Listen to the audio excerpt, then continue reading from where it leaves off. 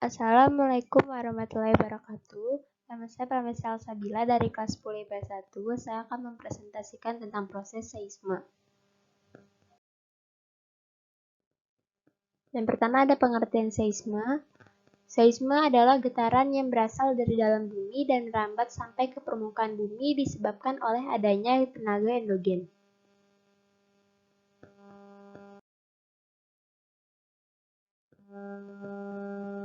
Berikutnya ada proses terjadinya seisme. Seisme atau gempa bumi terjadi karena lempeng-lempeng kerak bumi bergerak perlahan, saling bergesekan, menekan dan mendesak bebatuan. Akibatnya, tekanan bertambah besar.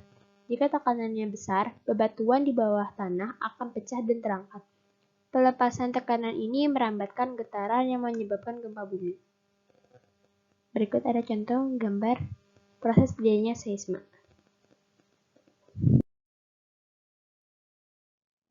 Jenis-jenis seisme. Yang pertama, berdasarkan faktor penyebabnya. Ada gempa bumi runtuhan. Gempa bumi runtuhan terjadi akibat runtuhnya batu-batu raksasa di sisi gunung atau akibat runtuhnya gua-gua besar. Yang kedua, gempa bumi vulkanik. Gempa bumi vulkanik ini terjadi akibat adanya aktivitas gunung api. Yang ketiga, gempa bumi tektonik.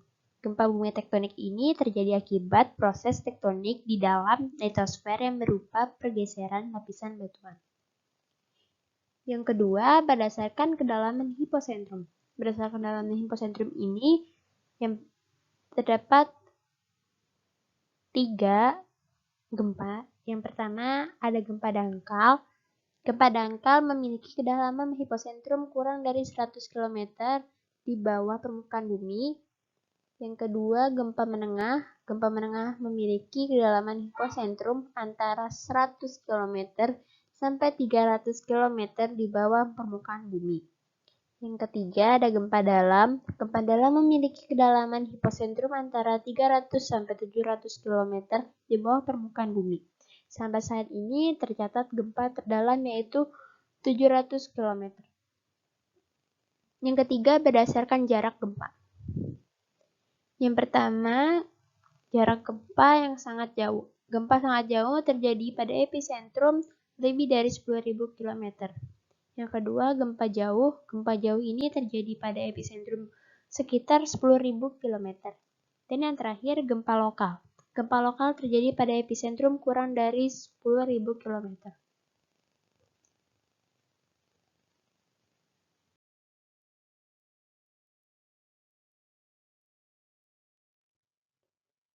Berikutnya, jenis-jenis seisme yang berikutnya ada berdasarkan lokasi gempa.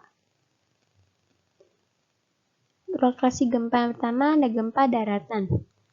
Merupakan gempa yang episentrumnya berada di daratan dan memiliki peluang tsunami yang kecil. Yang kedua, gempa laut. Gempa yang episentrumnya berada di lautan dan memiliki potensi untuk terjadi tsunami. Dan yang terakhir, berdasarkan episentrumnya. Ada gempa sentral. Gempa sentral adalah gempa yang episentrumnya berbentuk titik. Contohnya gempa vulkanik dan gempa rutinan. Yang kedua, gempa linier. Gempa linier adalah gempa yang episentrumnya berbentuk garis. Contohnya gempa tektonik.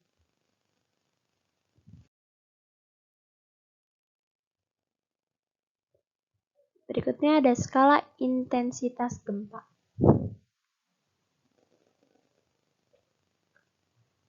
Charles Richter merupakan ahli seismologi Amerika yang mengembangkan pengukuran kekuatan gempa atau yang sering dikenal dengan skala Richter. Richter menentukan dasar skalanya pada magnitudo dengan menggunakan rentang angka 1-9. Semakin besar angka, semakin besar magnitudonya. Berikut adalah tabel skala gempa menurut Richter.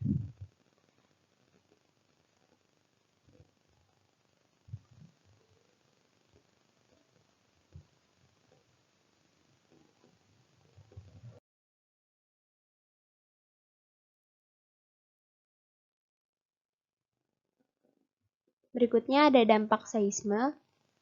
Dampak seisme yang pertama ada kemiskinan dan kelaparan. Yang kedua, banyak korban yang meninggal. Dampak seisme yang ketiga, bangunan runtuh. Dan yang terakhir, kerusakan fasilitas umum. Sekian presentasi tentang proses seisme dari saya. Kurang lebihnya mohon maaf. Wabillahi taufiq wa hidayah. Wassalamualaikum warahmatullahi wabarakatuh.